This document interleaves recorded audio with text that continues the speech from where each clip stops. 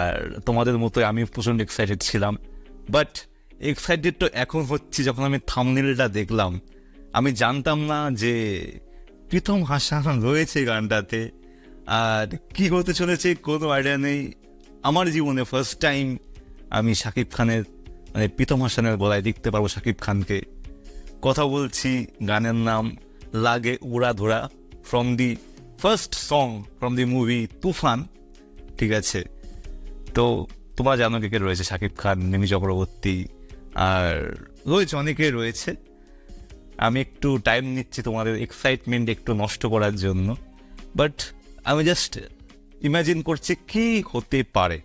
এত রাতে ভিডিও করার কোনো মানে নেই কিন্তু, ঠিক আছে, কারণ তুফানের যখন টিজার লঞ্চ করে যেরকম এক্সাইটমেন্ট ছিল তার থেকে দ্বিগুণ বেশি জাস্ট বিকজ এই গানটার জন্য।